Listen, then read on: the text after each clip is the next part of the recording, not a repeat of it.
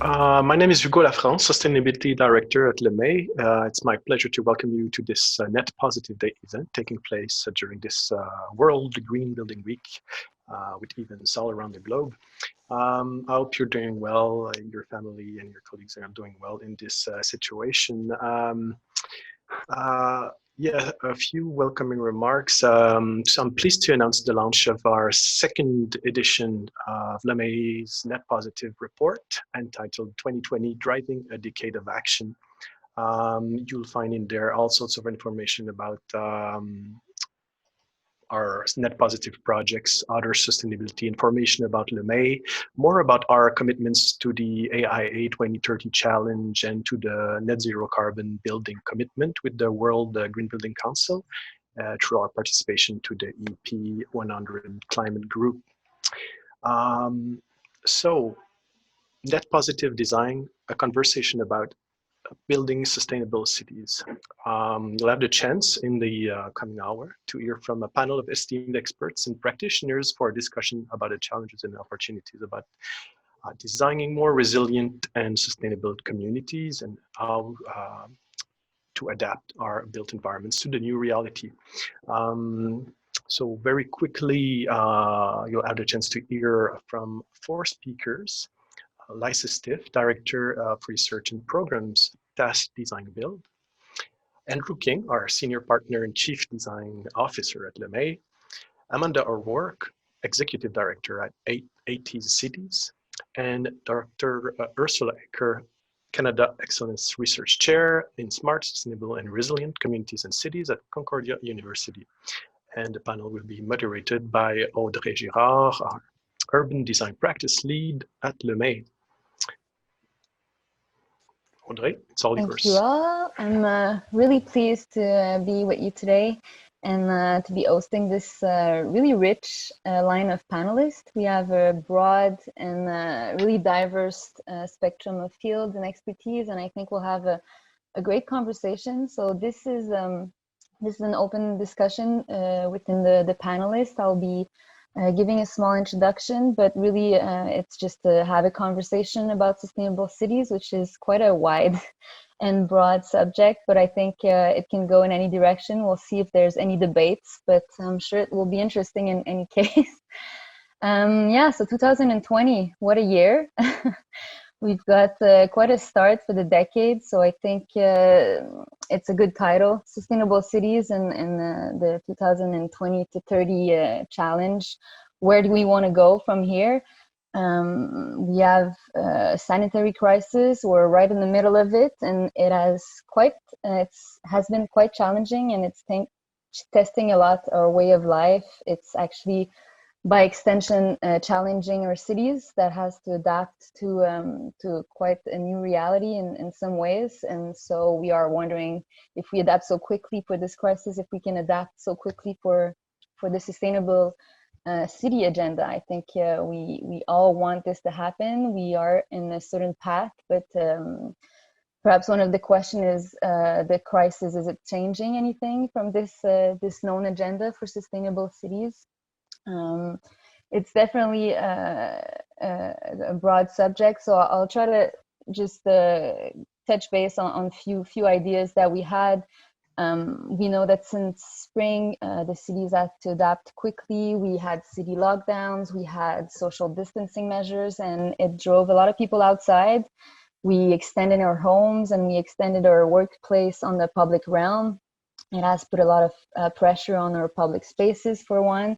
It has changed our mobility patterns or consumption patterns drastically. So is there anything from there that we want to bring further, that we want to that we fear for the years to come?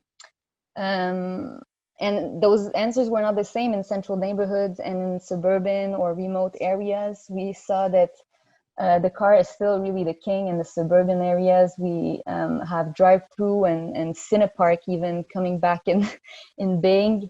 And in the city centers, it's quite the opposite. We've got pedestrians and bikers taking over streets and claiming more open space. So yeah, those dichotomies are still really present, and it's exacerbating some tendencies that we've seen before.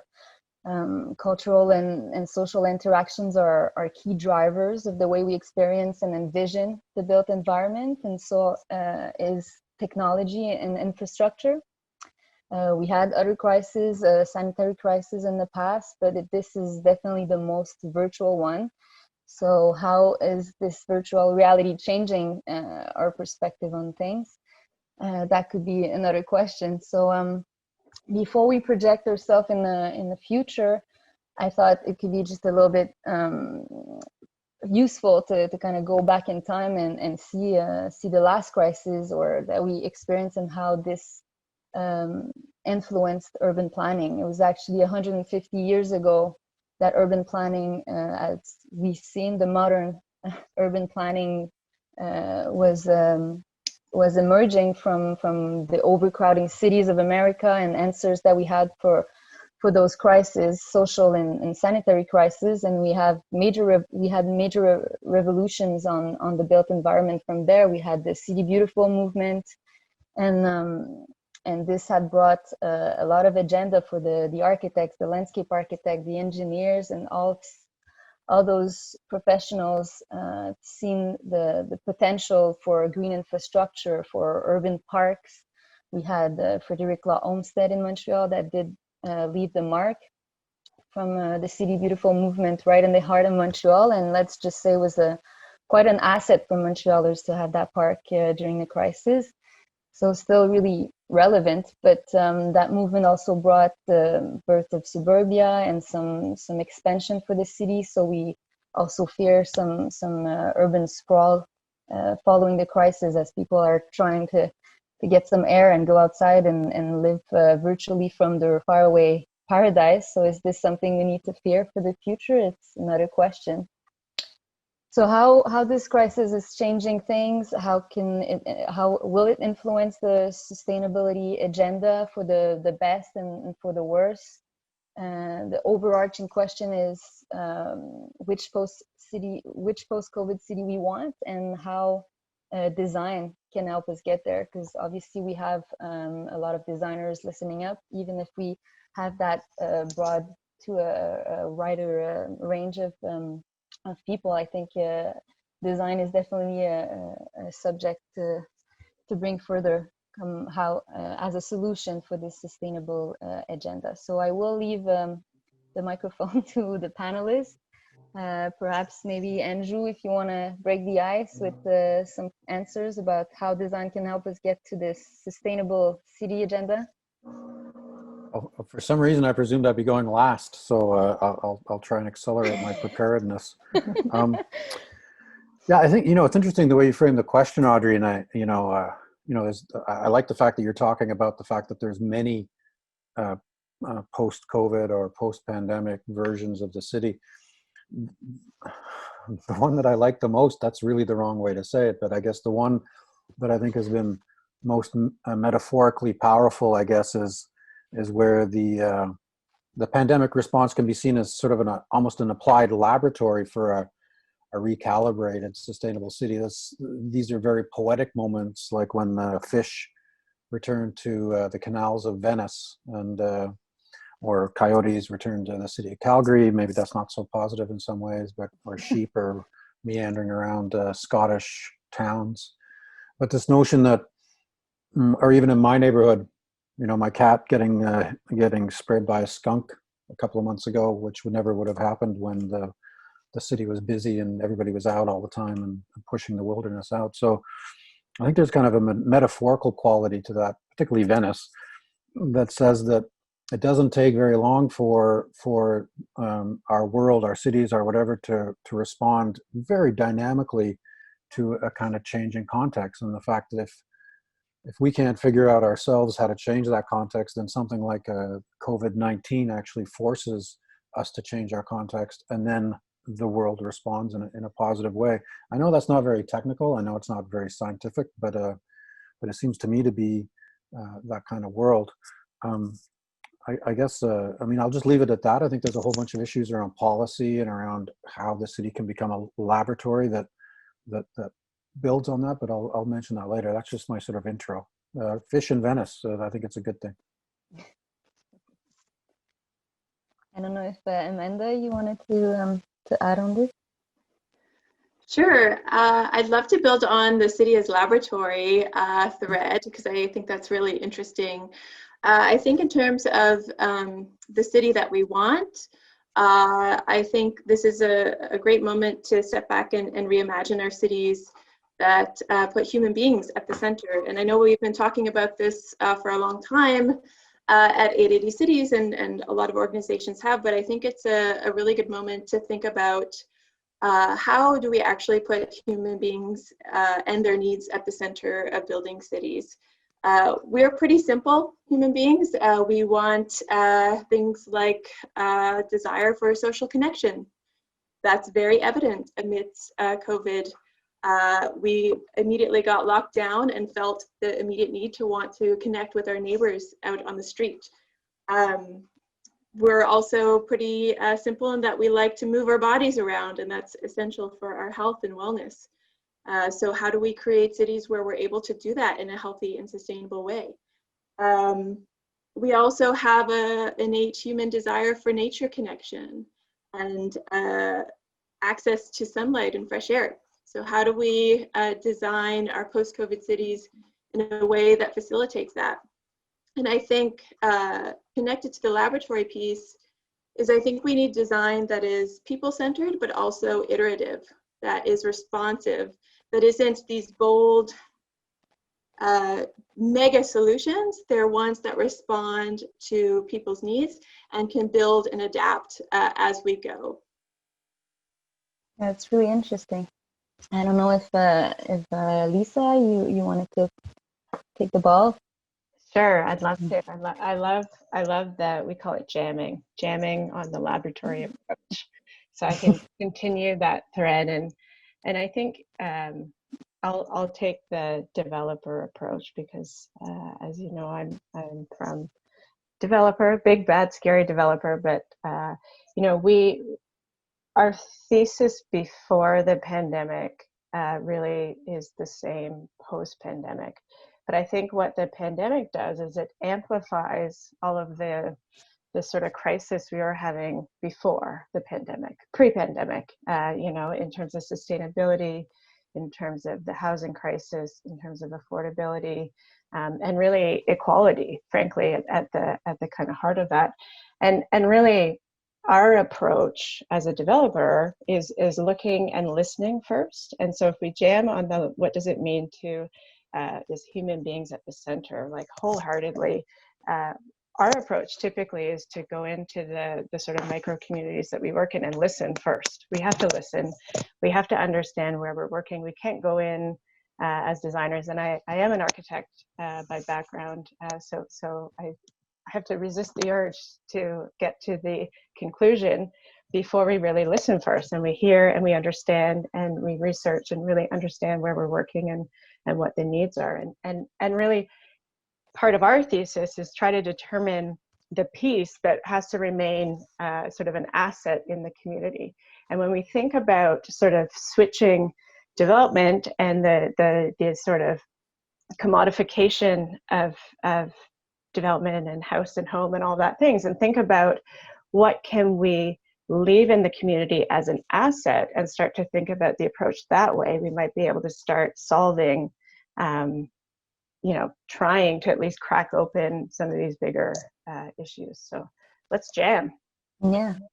You're working a lot in retrofitting projects, I think, right? We're building the cities over the cities, and it's not about, you know, spreading and new development as we used to, I guess, in other times. So I guess there's a new there's new hope in this, where we, I don't think, have the same ability to develop as freely as we want, which is quite nice in a way. The new retrofitting agenda in our cities, it's bringing a lot of richness to the projects generally.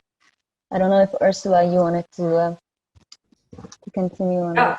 Yeah, I pick up from Lisa, because I believe the same, and we had basically big problems for sustainability before the crisis. I mean, the climate crisis is still on, and that goes much deeper than then changing behavior. Yeah, I mean, the cities were quiet for a few weeks, but now traffic is more or less back to normal.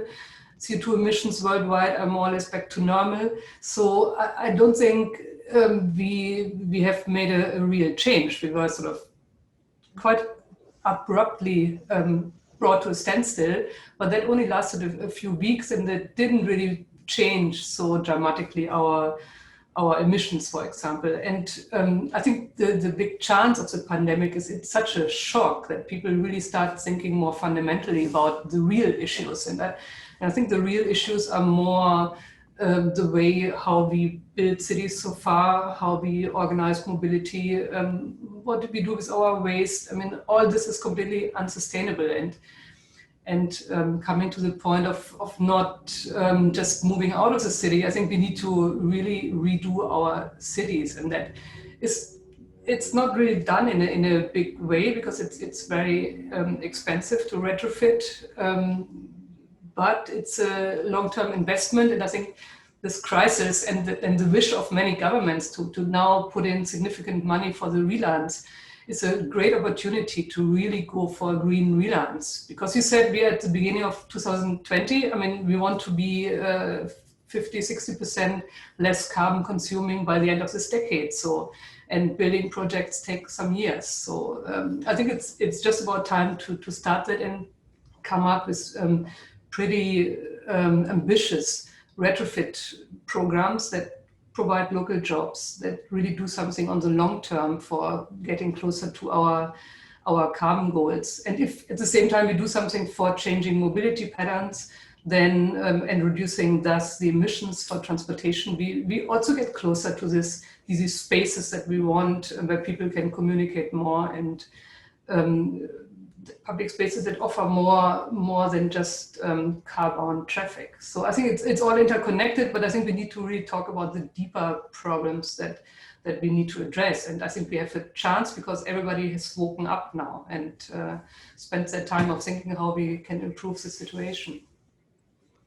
Yeah, there's definitely the agenda on everybody's mind for sustainability and for retrofitting. I mean, Justin Trudeau was actually giving a speech about the speech from the throne, from saying about infrastructure and about social housing and how we needed to get this going. He even talked about retrofitting. So I think it's definitely there.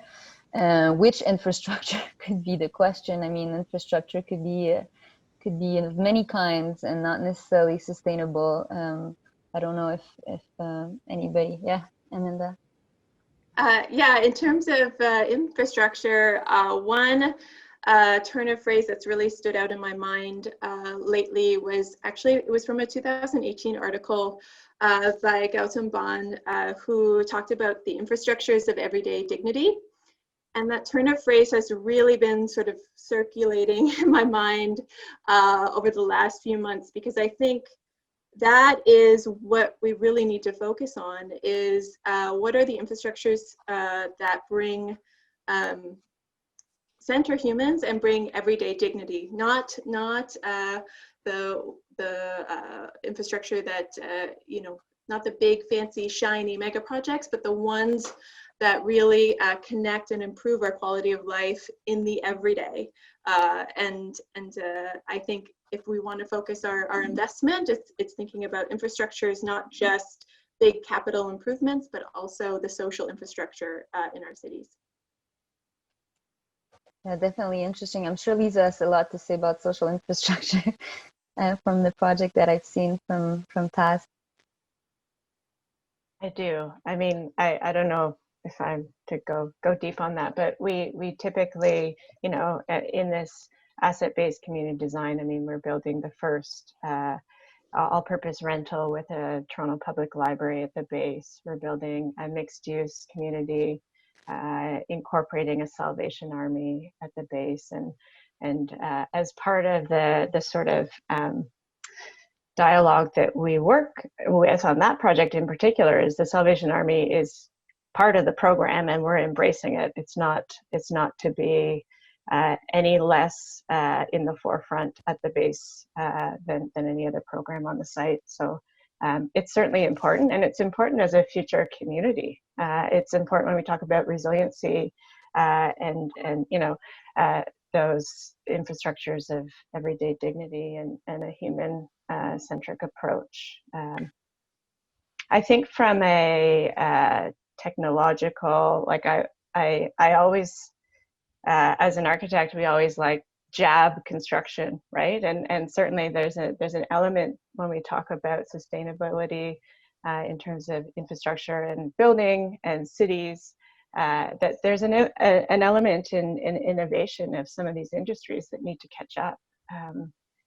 Frankly, they haven't innovated in many years, and there's a whole host of reasons why, but they need to catch up. A pandemic forces people to rethink all of these things, and all these industries need to catch up as well. I could rant, but I won't. I'm gonna rant for you. Good. I think the for me, it's this notion of infrastructure is also it's the infrastructure of policy, and I'm not a policy geek by any means, but one thing that I have realized is that when we do want to innovate, when we do want to make a laboratory, it's actually the structures in place, the administrative structures in place that completely limit innovation. And at a certain point, you have to move around them, or dance around them, or negotiate with them, or just ignore them and just see what happens. Ask for forgiveness rather than permission, which is a general rule. But I think there's specific things. When we did some work with the Urban Land Institute in Toronto, it wasn't really work. It was I was asked to talk with that group. There was a much larger group. It was a cast of thousands of designers and futurists. I'm not quite sure what that means, but futurists and lawyers, many people talking about how we could respond to the pandemic and what it means to the city. And one thing that really came out of it that was interesting was that we need a radical rethinking of approvals, a radical rethinking of policy, and how can we create these laboratories within the city that allow us to test? Because rather than we're naturally very, very conservative in terms of approvals and what works and why it works, and whether it's NIMBYism or overprotection around what our physical environment looks like. So the creation of these laboratories, I think, is key. And that's what came out of the ULI thing very, very specifically. But I was actually on the phone earlier today with a thesis student who I'm working with at McGill, and he's really interested in the suburbs. And we had this conversation around this does have links to the sustainable city, about the new suburban model, where really we should be embracing sort of transgenerational families. The fact that because the pandemic has affected seniors housing in such a strong way, and because there's now this place in which we do want to be more centrally located, how do we change the suburban single family house model to include a kind of multi-generational structure? And specifically, what does that mean for bylaws, for setbacks, for density within these environments? And I think if there was anything that we can learn from that, we could create a much more flexible model. We could build these new typologies or new morphologies to embrace that, and then that becomes a model for a new sustainable city. Because of course, if you have more density, if you're not moving around as much, if you're not so dependent on the car, and you do have a closer familiar relationship, back to Amanda's point about the human state, the richness of converging then with other humans, I guess. Anyway, I'm sort of ranting, but I think it's this notion around we do have to crack it open. So as Lisa said around the industry, it's the same with the authorities. The thing has to be much more fluid. We have to have a version of the world where we're allowed to experiment, almost like early modernism, where we know that there's a crisis and we have to be able to respond to this with models. We have to be allowed to fail and then see what works and see what doesn't work.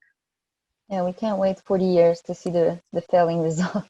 That's the thing with the urban planning. There's no prototyping as in other fields of design. So the laboratory should be the prototype, and we should embrace that practice for sure.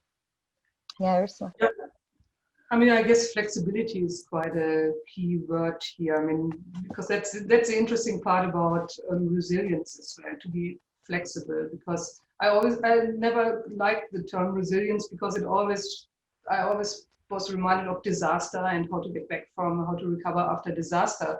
But if if we talk about flexibility in terms of resilience, it means more that we can adapt, test out different different responses to whatever crisis there is, whether it's a sort of abrupt crisis or a more slowly going crisis. And that means flexibility in space use. I mean, not just external space use that we're seeing now, that the street design gets changed, but also internal space use, because I mean, it goes in the direction of what you said, Andrew. I mean, if we, even in dense inner cities, in the condo buildings or in the high rises, I mean, there are no communal spaces. I mean, everybody is stuck in this little apartment, and there's absolutely no way to exchange. And you can't, you don't even have a balcony from which to sing or greet your neighbors. I mean, so flexibility of inner space use and creating these opportunities of meeting and making connections is important. And then maybe one word on the role of technology. I mean, this whole technology obviously has helped to at least virtually connect, and might even go further if you think of sharing not just spaces but also resources. All these sort of upcoming reuse centers that are there to for start to reduce waste streams, but also have, these are physical spaces where people bring stuff that they would otherwise throw away. Other ones can come and pick it up.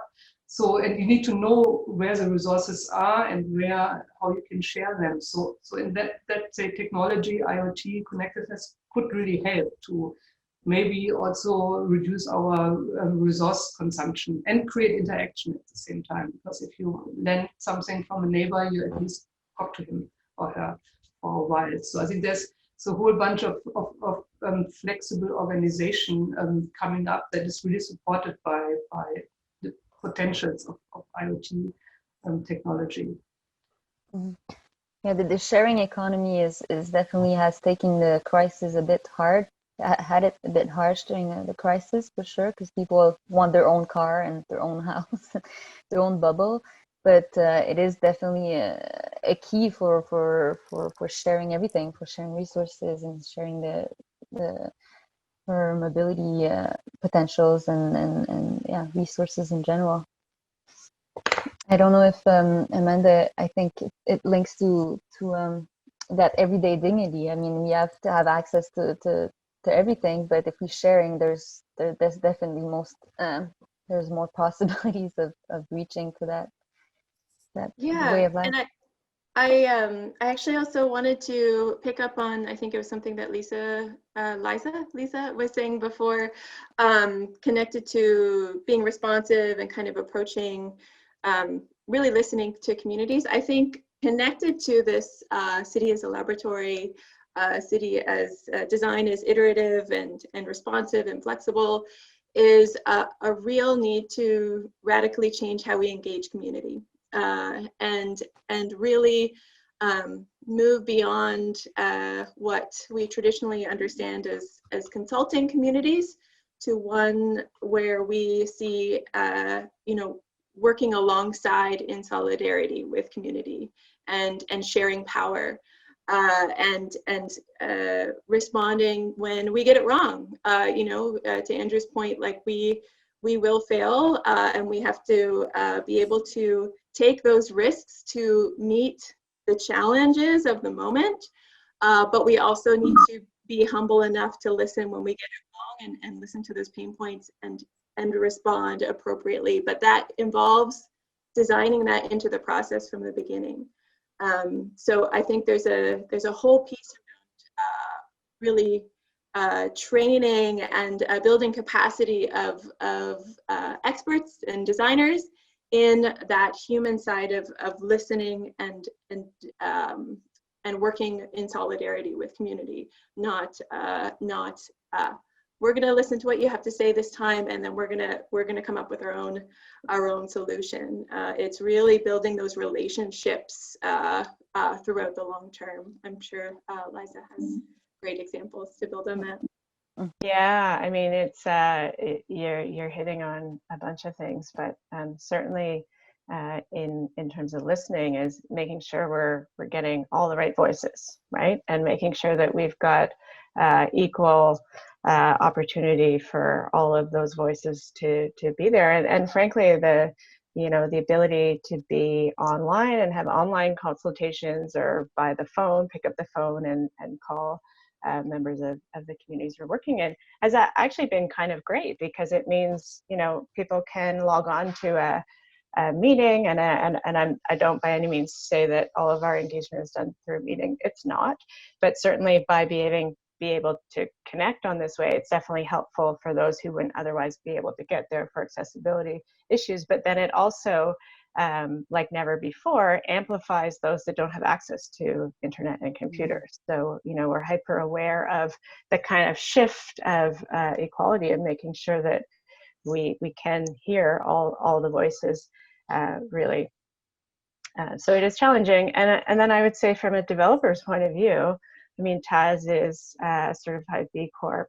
There are metrics that we work within as a company. There are metrics that we approach the way that we work in neighborhoods that we adhere to. But really, like, our metrics change. And I think part of this laboratory is that the metrics have to change, right? It's maybe resiliency is the wrong word, but they have to be flexible, because it's a different metric when you're developing versus when you're leaving an asset to a community to live for the next 50, 100, etc. Like, the community has to grow within that asset that we're leaving. And when we think about it that way, the metrics ultimately have to change, because we can't measure them ahead of time, and that's okay. Even the paradigms for measurement. Oh, sorry, Ursula. No, go ahead. You answered. We had a rule for putting our hand up, and I immediately forgot. I immediately forgot. I apologize. But I think even the rules for the measurement changed somehow. It's like we live so long in this paradigm that we live and we work, and those two things are distinct, and they're in different places, and they're at different times of the day. And then there's notion about recreation, this notion about how we engage public space or the city or recreational spaces or the wilderness or whatever it is something that sort of fills the space in between. Whereas really now, I think, for many of us, certainly for me, living and working is one thing. I'm sitting in a room right now that has my personal library, my personal stuff, my whatever. It's like for the last few months, they've converged. And then recreation is the other thing. Recreation is the other side of the polarity rather than live work. And then it becomes something that we can frame in a different way. And when I say recreation, I just don't mean going out and riding a bike or going out.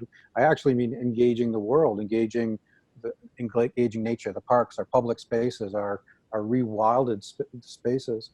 So maybe there's a refocusing of these priorities. Live work becomes converged, and it becomes something that we do in one space. And the measurement then becomes, the other thing doesn't become something that just fills in the cracks. It actually becomes something else that we aspire and achieve, and becomes much more important to us. I mean, that's the glass half full version, I think, of it in some ways. It's certainly one that, as I personally try to figure out how to deal with this, I'm aspiring to anyway. Okay. Now, I want to come back a bit to the notion of the net positive day that we're talking about, because, I mean, so far we've been mainly talking about the social and equity aspects of sustainability, but I mean, if you want to talk about net positive more from an energy or carbon CO2 balance point of view, I see a real challenge here, because basically we don't see any districts or even blocks of buildings that are net zero energy. I haven't seen much in Canada, and even in Germany, there's been a few small examples, but it's just not picking up speed. And I think you could have the most engaged community groups. I mean, they want eco-districts, but when it comes to investing more in the insulation standards, in better glazing, maybe putting some local renewables, you talk about higher investment cost at the beginning, and it will pay back, but eventually. But so the classical developer model probably doesn't work, because they are out of the project after a few years, so they don't benefit from lower energy costs. And so I think we need to talk about completely different ways of organizing the financing, sort of long-term financing for these sort of extra green investments. And I think that's even with the best intentions, and you can have as many hearings and community engagement as you want. I mean, in the end, it comes down on how this transition gets financed. And I would really like to get your point of view on that, because I think we can all agree that we want to have this more connected community, more socially just neighborhoods. But I mean, in addition, we need to go also quite a bit further in how we build and what materials are used and how well the buildings are performing, and then obviously how mobility and waste and so is organized.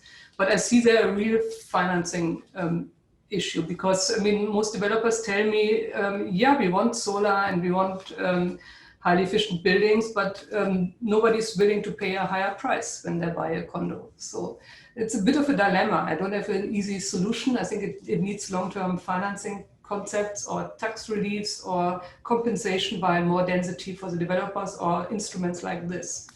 Mm-hmm. And I think it goes beyond just the goodwill of doing community participation in a different way. Yeah. I don't know if it touched again on retrofitting, but I know it makes me think about all the big issues with big buildings being at the end of life and needing a big investment. And now with telework, where governments, at least if we're talking about government buildings, are saving tons of money, not having to move every worker and renting space while retrofitting their buildings. So if those savings could be reinvested in a longer term approach for retrofitting, that could maybe be one part of the solution. But there's definitely saving money somewhere that we need to reinvest. I don't know where could we find that money, but I think sorry. No, go Andrew. Just super quick, two things. One is, I mean, we kind of walk the walk, I guess, a little bit, not a little bit at LeMay. We're fairly humble, modest about it, unfortunately, not me specifically, but most of them. Is the Phoenix is really a kind of net zero model. We actually live it, we work it, we've invested. You're 100% right, Ursula. It's actually the financial model, and it's because it's our long-term home as a function, as a firm that has a long-term commitment to being around. We can kind of make the financial model work, but it's also a kind of living laboratory for us. It's where we do test our things, and if we could do more of that, I think that would be interesting. And I know that Lisa's group at TAS has high aspirations for that kind of work. So whether it's it's just out there in some cases. I think it's probably in both cases it's the exception that proves the rule, but they are out there, and there are things that I think need to be emulated and discussed and pushed forward and saying this is the way we should be doing things. On a much broader scale, there's projects like Humanity Downtown, which is a well-certified project, which has a lot of issues, but it does have a kind of aspiration, and it's selling its condos to people who do share these aspirations about around sustainability and resilience. I know as a teacher, conversations 5 years ago where you would have a kind of conversation around sustainability where your students would be soaking it up.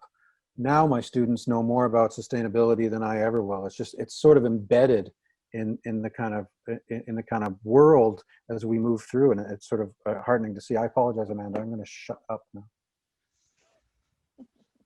Not at all.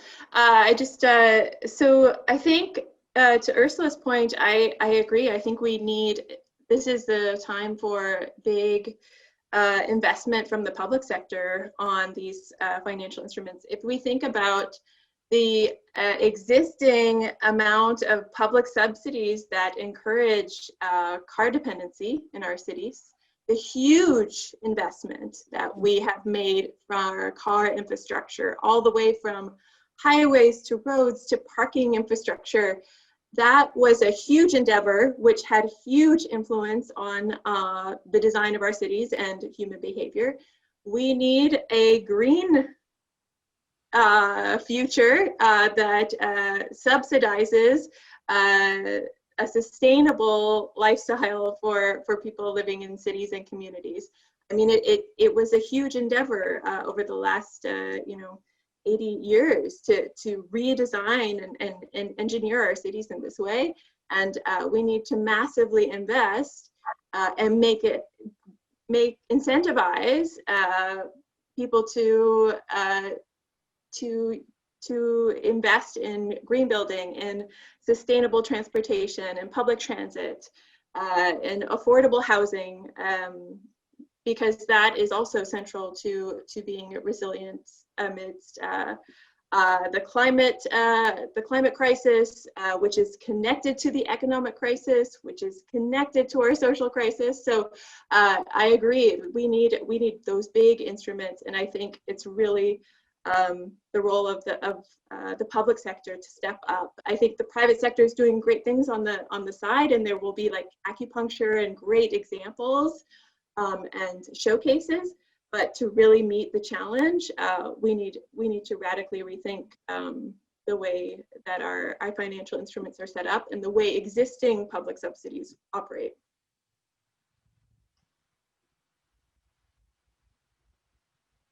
Oh, I think you're on mute.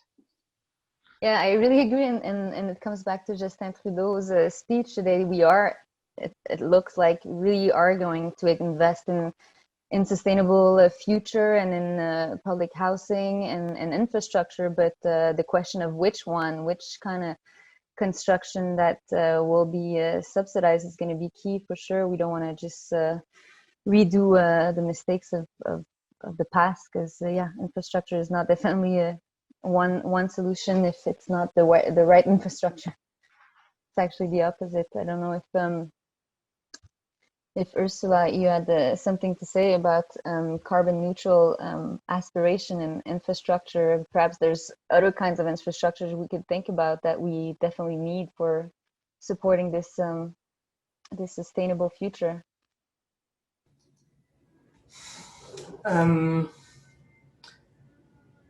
Well, I mean,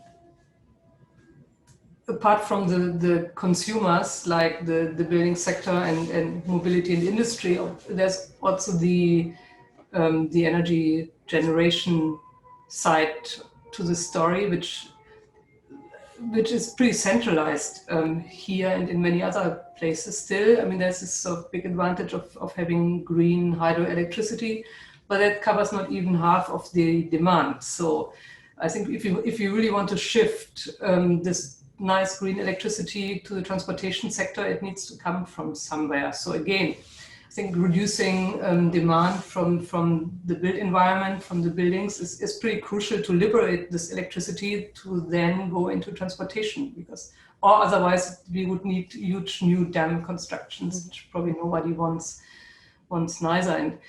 But I think, and that's maybe a good point of looking at some sort of success stories in European countries. I mean, how they managed to do this sort of the energy transition was not done by the big companies, by the big energy companies. It was done by local, by individuals, by many thousands of individuals or small community groups who decided to build solar on their homes, or on multi-family buildings, even on rental buildings. So there's now new rules of how to make a business model with putting solar on even on rental buildings.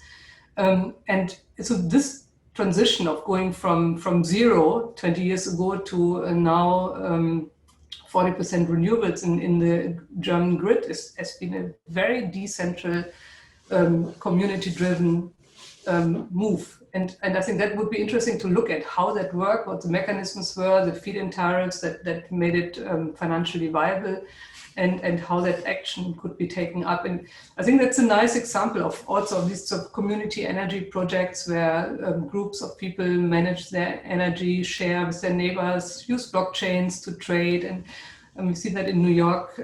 So those are innovative new ways of organizing decentral energy generation, and that really that helps a lot for resilience, because then you have local generation. In case of power cuts, you can still function as a community. So I think it would would be really recommendable that we look at the mechanisms that made it work elsewhere and not wait for the big companies to do it, because they didn't act. I mean, the four big giants in Germany, they didn't invest into solar. Now they're starting because it's gotten cheap and they can make money, but this whole thing was not driven by the big players. And I think that's a good example to learn from, how we could maybe have something similar happening here.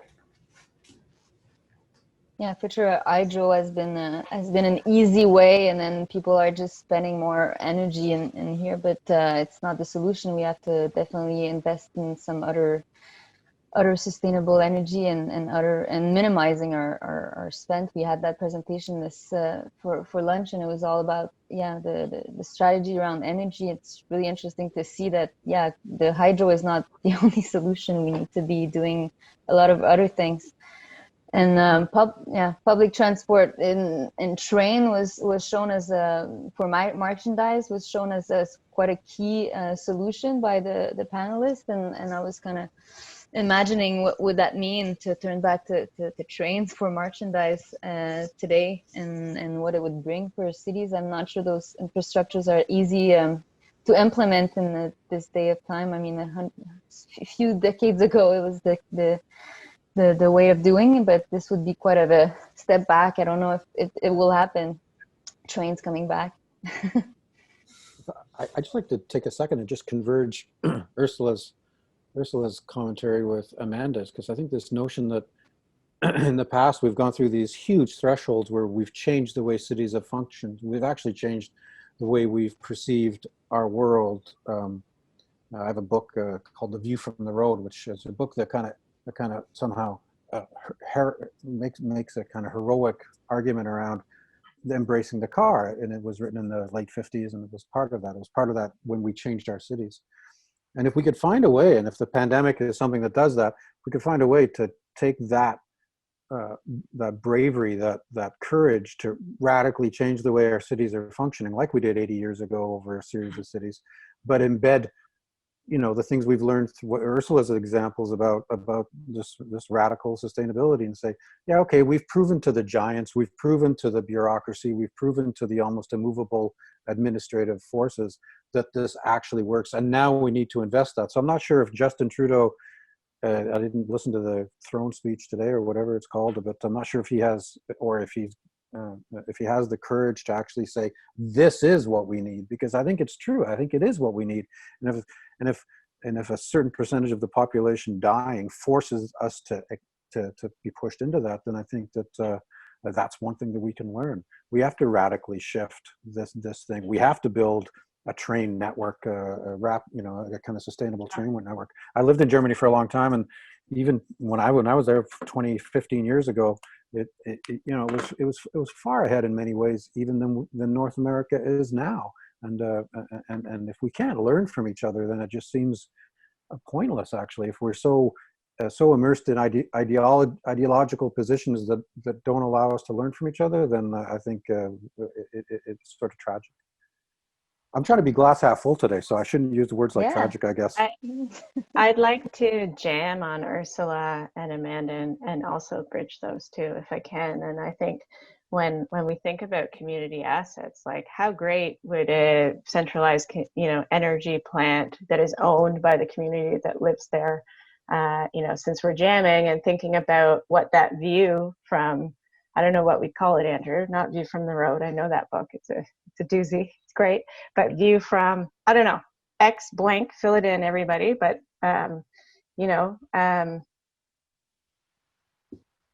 like it's about a community asset or an ownership that can own and participate in that energy generation.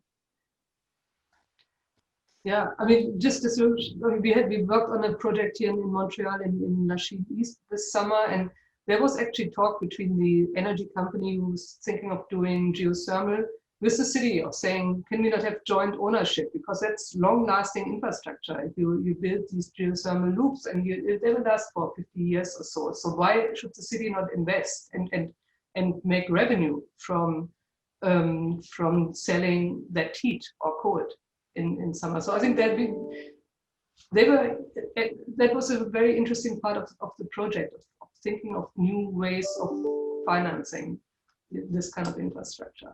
Yeah, and I think, you know, to also jam on the, you know, the policy, you know, from government, from cities, you know, as it is both policy, but then incentives, and that's really what's needed to help make these things happen and provide momentum. I mean, somebody said, well, what does it look like on a pro forma? It's really challenging. The difference is that people are going to have choice. People are going to want this, and this is going to have to be, you know, a view from the whatever the book is, right? And people are going to, you know, demand it, and they should. That this should be part of it. So we need to push for policy. We need to push for incentives. We need to push industries that aren't innovating to innovate, so that we can make it work out, you know, on the balance sheet. And then we need to push for ownership from the communities that are living and breathing in these things, that they participate. So we're not commoditizing everything, because the minute we commoditize these things, it makes it inequality. You know, it's not accessible. It's not equal for all, and it loses its human-centric intent, really. I get off my soapbox now. Yeah. I love your soapbox. That's it. I thought you were gonna take the ball. So, yes. You thought I was going to take off again? Yeah, No, yeah. Well, then you I'm just trying to be very well behaved today. I'm going to. okay. That's good. Yeah. So I think we're still talking about community and people, and it all comes back to designing for people, to designing for their future, and not to give them a debt on the future ahead, but give them opportunities and give them the tools straight from the project. And that's something that I guess designers need to do more. It comes back to listening more than finding the right solution right away. But how do designers have other roles in this? Do they have to be they're testing, they're listening, but are they exploring anything in particular, you think, for those things to happen and emerge, for the community to take lead in their built environment? Yeah, Andrew. Yeah, it's taken me the whole meeting to figure out to put up my hand. So, but I just did. You know, you talk about what designers are exploring, and I'm not going to. I happen to have 2 thesis meetings today with some students, and the other one was actually talking about waste. And he was talking about, so he's exploring over the course of the term how we deal, how we measure, how we deal with waste, not as a kind of commodity that we have to get rid of, but as something that if we actually look at in a slightly different way, can change the way we perceive, I guess, society. I mean, it's pretty vague. The project is in its very nascent sort of phase, but just the fact that we're questioning that when something becomes waste, it gets measured in weight, is what he was. I'll actually give him the credit. It's Francis DiPietro that's talking about this. There's this notion that because something becomes now valueless, it gets measured differently. And I think if designers can start to look at that, just start to look at how we calibrate the world, and that means that we re-look at things that we instantaneously almost throw away.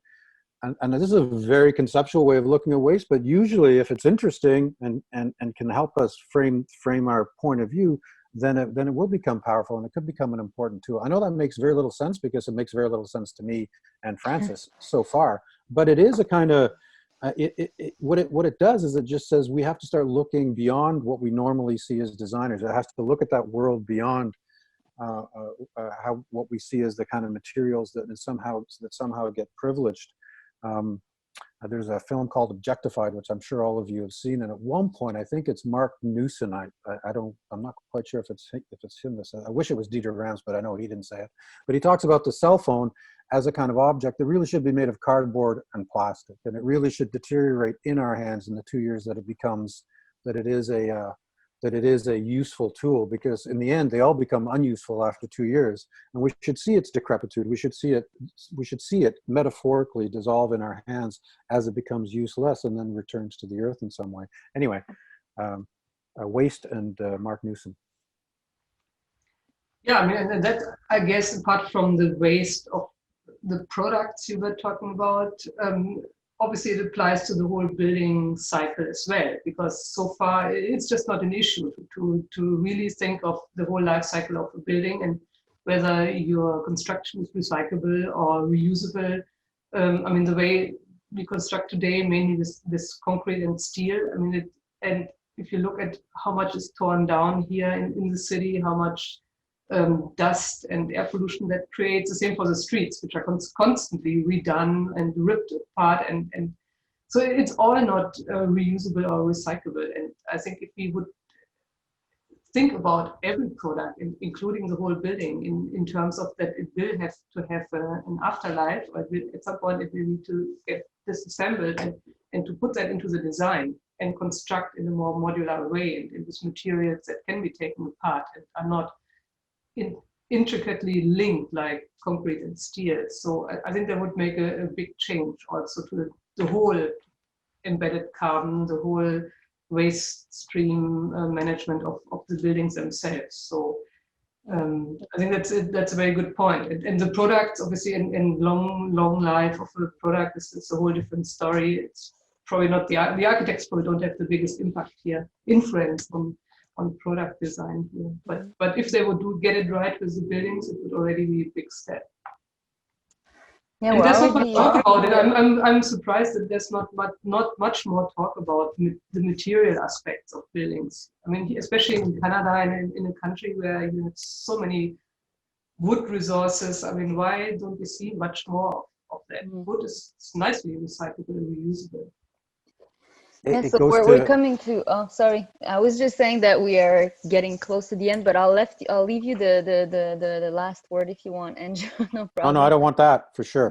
No? No. Well, you can I'll definitely say what you I'll had never to hear say. the I end of don't- it. I wouldn't want to cut you right what you want to say something and say the conclusion. No, nothing. Yeah, I was just gonna say it's interesting that we finished with some say about material and products and something very very concrete if we want, because we started with a theme that was quite broad and very theoretical, and I think we went through that broad subject and went through policies and approach to design and different strategy and infrastructure, and now we're getting like right in the core of it, like the thing that's in our hand and that will influence the materiality and the fine scale of whatever we want to design. And I think that's what sustainable city should be. It should consider all those scale. It should have the bigger idea in head, in mind and agenda, but not losing that fine grain, that the people and also the final result and its really small details. So I'm really happy that we had this rich conversation. I think everybody really had a different perspective, but we didn't really fight over what sustainable city is. I think we all agree that that it's essential. We don't know if Justin Trudeau is going to choose the right infrastructure, but we sure think that there's a lot of work ahead, and we can't lose the sight of this sustainable city goal. So I'm really glad we had you today, and I really want to thank you, all of you, for your input on this subject. And yeah, it's 5 o'clock. Thank you for everybody that was listening, and I hope you found this really interesting. I just want to say I really miss what I miss about these things is the applause. Well, we can all applaud ourselves, but No, I'm yeah. just imagining. I'm imagining 4,000 people on the end of some wire applauding. That's what I'm going to imagine. That's what I'm going to imagine. We'll ask Nina, our communication that organized the event, to have a certain sound effect to to those events, maybe. Yeah, it's a smoother end. Thank you very much for having me. It's been a great conversation. Yeah, thanks to everybody. Thank you. Thank you. Bye.